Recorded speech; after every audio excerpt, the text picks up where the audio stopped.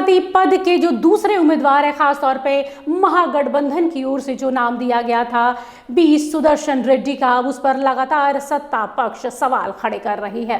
उपराष्ट्रपति चुनाव के लिए महागठबंधन के उम्मीदवार बी सुदर्शन को लेकर एनडीए लगातार सवाल खड़ा कर रहा है।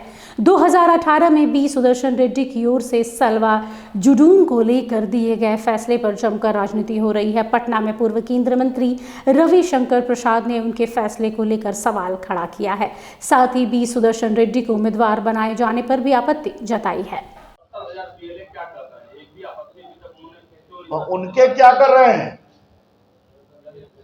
हमसे सवाल पूछते हैं तो दो नौजवानों की जोड़ी के पीछे वो भी खड़े हैं ना।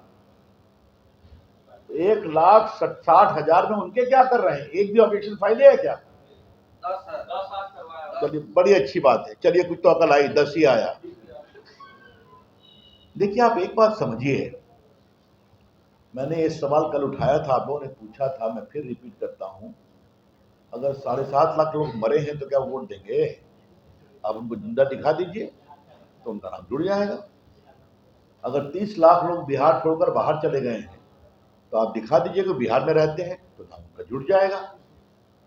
अगर लाखों लोग का नाम 2 जगह है, आप दिखा दीजिए कि इनका नाम नहीं है तो जुड़ जाएगा। परेशानी क्या है इनको? इन्होंने जानबूझकर बेबुनियाद शर्मनाक विषय बनाया है, क्योंकि ये जानते हैं हारेंगे, इसलिए हारने के डर से ये पूरा आंदोलन खड़ा किया गया है।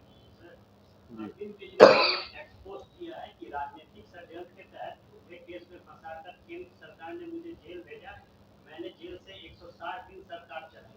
पिछले 7 महीनों में दिल्ली की बीजेपी सरकार ने दिल्ली का ओ श्रीमान जी, दिल्ली में भाजपा के प्रवक्ता है ना, जवाब देंगे उसका। अब अरविंद केजरीवाल इतना तो इम्पोर्टेंट मेरे नहीं ना है कि आज मैं राष्ट्रीय विषय पर बात कर रहा हूं और आज वो जस्टिफाई कर रहे हैं मैंने जेल सरकार चलाई। देख लीजिए, ये है अन्ना हजारे के शिष्य, बाकी जवाब दिल्ली देगी। धन्यवाद।